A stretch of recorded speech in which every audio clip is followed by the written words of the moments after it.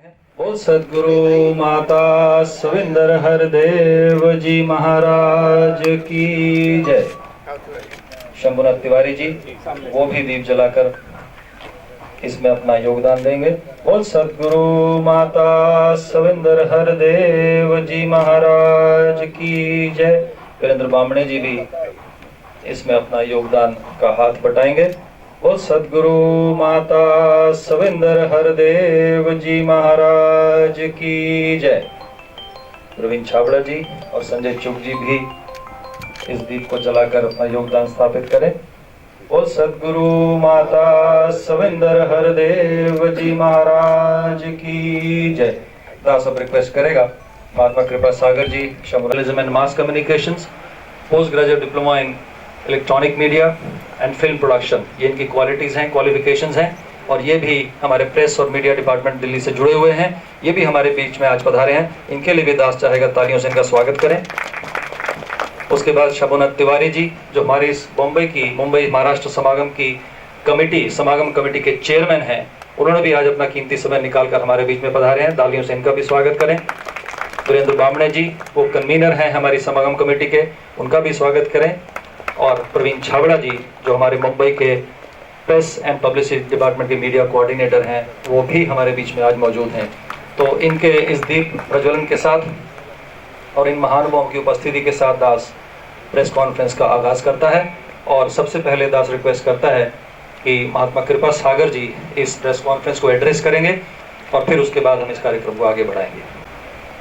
और दास के कुली संजय चुग जी, प्रवीण जी और आप मीडिया से पधारे मेरे सभी सहयोगी, जिनमें भाई भी हैं, कुछ बच्चे भी नज़र आते, बल्कि ज़्यादा बच्चे नज़र आते हैं इस उम्र में, बहनें भी हैं, बेटियां भी हैं, आप सबका स्वागत है।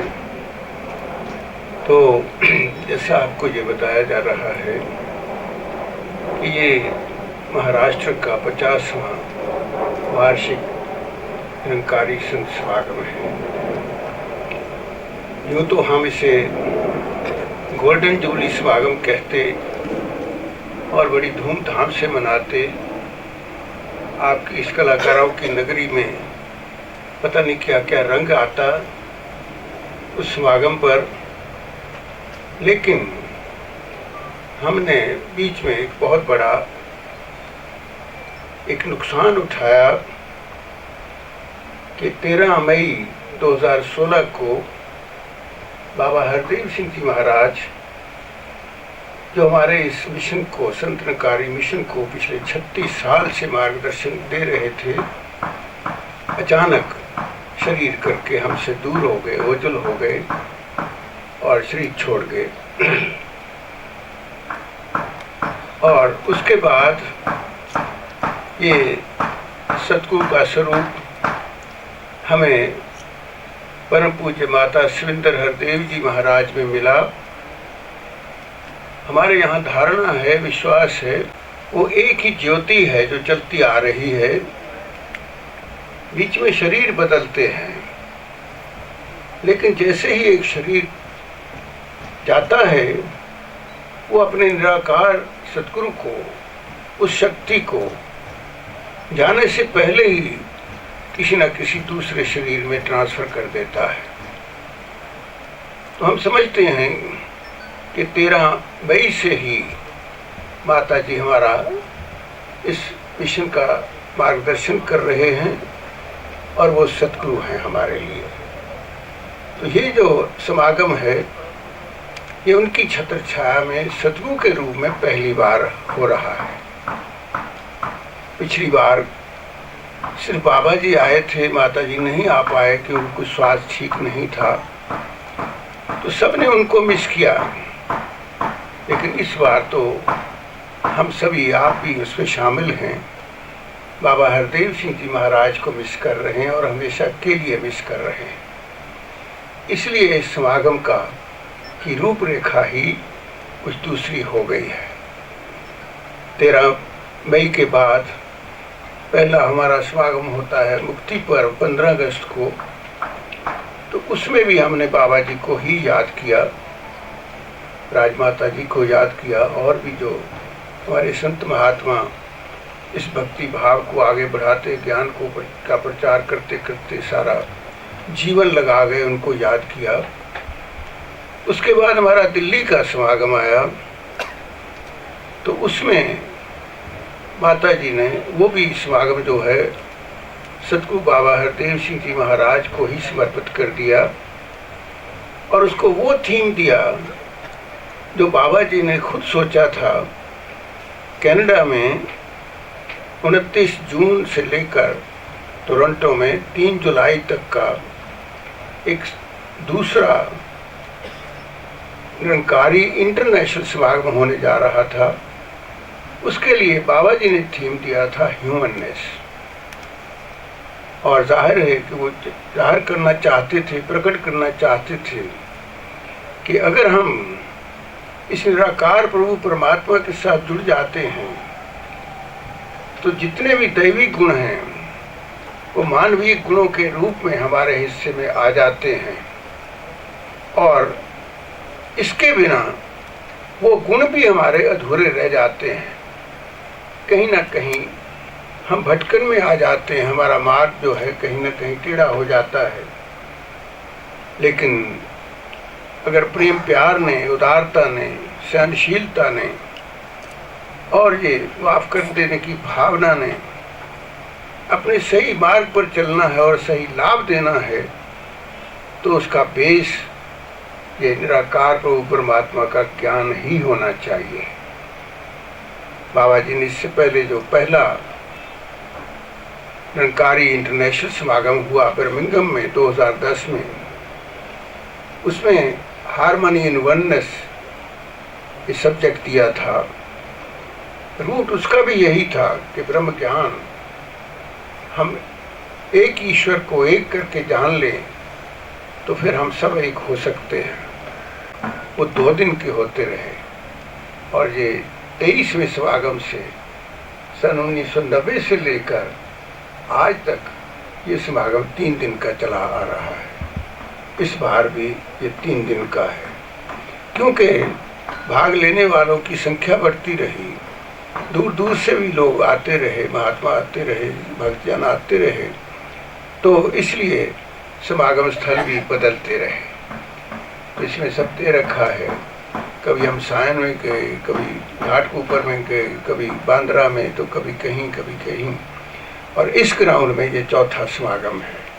इससे पहले हम नवी मुंबई में ही एरोली में थे से आपने, तो यहाँ हम पिछले 4 साल से हैं। आज 4था समागम, ये 27 को शुरू होगा यहाँ। तो इसके सारे इंतज़ाम के लिए, जैसा अभी हमारे मल्होत्रा जी बता रहे थे, एक समागम कमेटी का गठन हो चुका है, जिसका मार्गदर्शन हमारे तिवारी जी चेयरमैन के रूप में कर रहे हैं, और वीरेंद्र बामने जी उसके कन्वीनर के तौर पर, कोऑर्डिनेटर के तौर पर कर रहे हैं। तो ये कमेटी सारे इंतज़ाम देख रही है, जहाँ सरकार का सहयोग चाहिए वहाँ पूरा ले रही है, और मिल भी रहा है। जितने भी बाहर से भक्तजन आएंगे उनके लिए स्टेशन से, एयरपोर्ट से अपने स्पेशल ट्रांसपोर्ट का इंतज़ाम किया गया है कमेटी की तरफ से। उनको यहाँ लाया जाएगा, यहाँ फिर इसी मैदान में रहने का इंतज़ाम है, खाने पीने का इंतज़ाम है, लंगर हैं जगह जगह, और उसके अलावा 4 कैंटीन्स भी होंगी, जिसमें कुछ अपने रियायती दर पर खाने पीने का सामान होगा। और आप जानते हैं यहाँ पानी की बड़ी ज़रूरत होती है, तो मिनरल वाटर भी इन कैंटीन से ये भक्तजन ले पाएंगे। सफाई का ख़ास तौर पर ध्यान रखा जाएगा, और इसी तरह जो बाकी के इंतज़ाम हैं, बिजली का है, पानी का है, सीवरेज का है, ये सब जो भी डिपार्टमेंट कंसर्न है उनसे तालमेल करके इस कमेटी ने अब तक ये पूरे कर लिए हैं। तो हम आपको पूरा सहयोग देंगे, और आपसे उम्मीद करेंगे कि समागम को उसी तरह आप न्यूज़ में रखेंगे जिस तरह पहले रखते आए हैं। केवल इतना है कि 3 दिन आपको इतनी दूर दूर से आने की बजाय हम आपको वहीं आपके दफ्तरों में बैठे आपको न्यूज़ देते रहेंगे।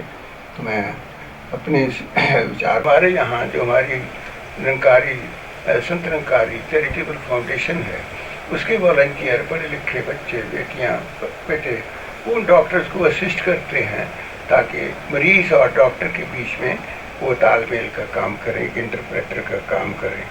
तो ये सब हो रहा है। और अभी जैसे मैंने कहा कि बामने जी आपको थोड़ा मराठी में इसका ब्रीफ दे देंगे, प्यार से कहिए, ध्यान नहीं का। आणि आमचे समागम कमिटीचे चेअरमन सध्या उपस्थित नाही, काही अर्जंट कामासाठी त्यांना जावं लागलं आहे.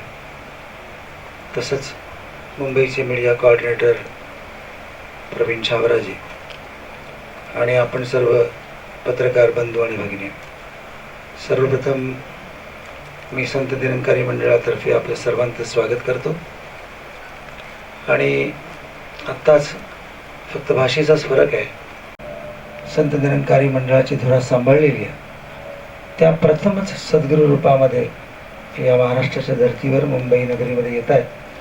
तर त्यांचं स्वागत अशी तिहेरी भूमिका या समागमची असणार आहे. आणि महाराष्ट्राच्या कानाकोपऱ्यातून गावागोवातून नव्हेच तर भारताच्या आणि पूर्ण विश्वाच्या कानाकोपऱ्यातून प्रत्येक ठिकाणाहून रिप्रेझेंटेशन या ठिकाणी प्रतिनिधित्व होतं आहे. आणि त्यांची सर्वांची तयारी आपण बघताच या पसरलेल्या मैदानामध्ये केलेली. सांगतेचे आशीर्वाद सद्गुरू माताजींचे होतील रात्री 9:30 ते 10 वाजेपर्यंत. आणि त्याचबरोबर चौथ्या दिवशी, कारण दरवर्षी पण हा कार्यक्रम होत असतो, चौथ्या दिवशी सामुदायिक विवाह हे पण होणार आहेत. 30 तारखेला सकाळी 11 ते 1 वाजेच्या दरम्यान सद्गुरू माताजींच्या उपस्थितीमध्ये साध्या पद्धतीने हुंडा